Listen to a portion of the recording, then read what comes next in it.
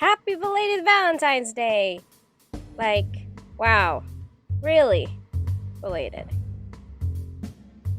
Okay, I'm a one-woman army here. Sorry if videos get deleted, okay? But you know what? Let's just go into the spirit of things, okay?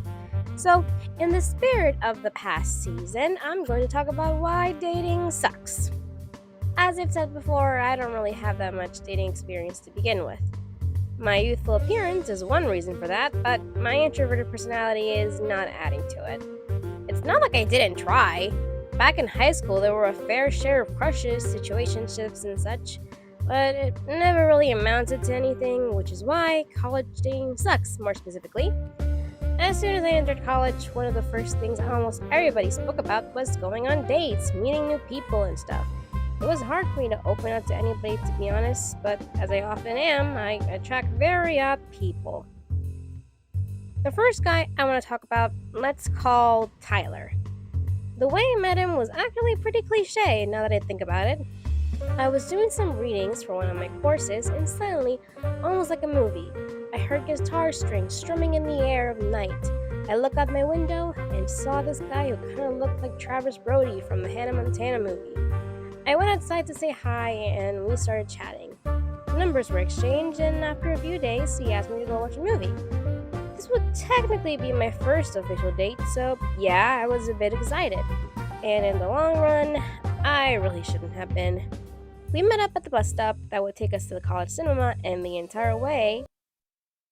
You hear that?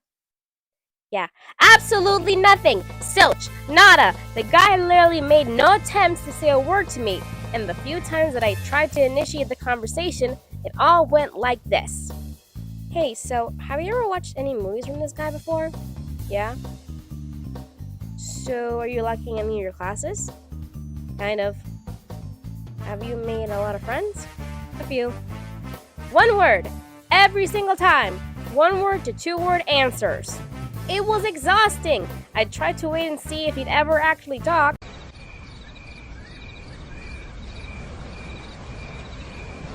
How long is this going to take? So much so that by the time the movie started, I had basically given up and was just watching the movie for fun. Never really talked after that, not like he was doing much of that anyway. After a few talks going nowhere with other guys, I decided to bite the bullet and try dating apps. But one thing they almost never tell you about these dating apps is that if you want to actually talk to people, they make you pay a monthly fee.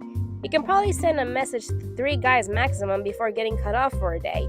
In the end, I had to go for OkCupid. Okay, Cupid, you take a stab. Which led to really weird conversations. I was talking to one guy and I thought things were going really well. And he'd send me his Instagram page and suddenly, oh crap, he's an anti-Semite. Okay there, nope. Another time I'd be talking with another guy about our life experiences and he puts out, oh wait, he's a water gun fanatic. No thank you, bye. I thought about texting some of the guys that I had crushes on back in high school, and guess what happened? One turned out trans and the other 2 gay. Am I like the sexual orientation revelation fairy to these guys or something? Like Rebecca, I know you were the girlfriend fairy, and girl, how did you deal with it? Like, don't get me wrong, good for them, but is it something about me? And here comes my weirdest college dating experience ever. I was once again chatting on OkCupid, giving it one last chance, and they matched me up with this one guy that we'll call Calvin.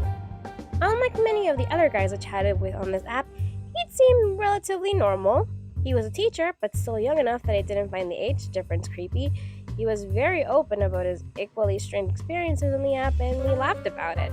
After 3 days of chatting, he expressed interest in meeting in person. Now, here's the thing. I'm an only child, and amongst my cousins, I'm the only girl. So before I went off to college, I, of course, got to talk about what to avoid when it comes to college dating. And meeting up with a stranger from a dating app for the first time so soon after talking definitely was one of the pointers. So I told him to slow his roll a little bit and said that after a week of chatting and 1 video call, then I'd feel comfortable possibly meeting up in person. And to give him some credit, he did respect my boundaries. But the topics he kept bringing up in the chats was creeping me out a little bit. Like one time he talked about how he was looking forward to our first kiss. And that was odd enough in itself, but he also brought up the fact that he had dreamed about it. Another time, he messaged me about how he'd been dreaming of us in a more relationship established situation. Now, I might seem crazy for being creeped out by this, like, wow, I found a guy who literally has no commitment issues. But there's a limit to how much of a commitment you want when you first start talking. Not even dating, just talking. And this guy was showing all the red flags in that sense. I tried to move past this as the day of the video chat was approaching, and once I finally saw him face to face, he kind of looked like a grown up version of the kid from the Polar Express. Once we got into the conversation face to face, he actually made me feel more calm about our in person meetup.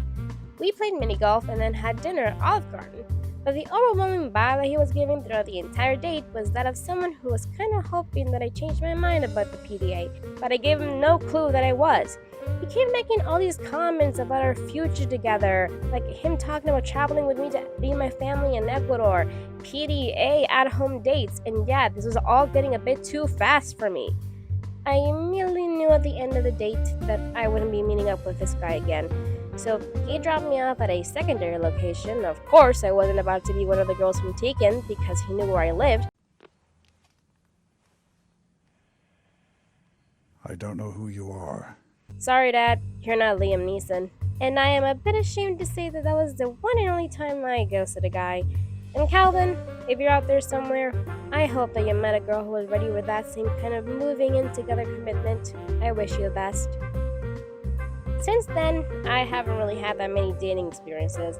If you'd like to share down below any weird dating app experiences you had, please tell me I'm not the only one out there. But don't worry for me, my search for love is ongoing. And I believe Mr. Right is out there.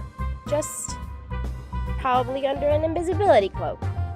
Yeah, he also has to be a Harry Potter fan. Otherwise, no dice.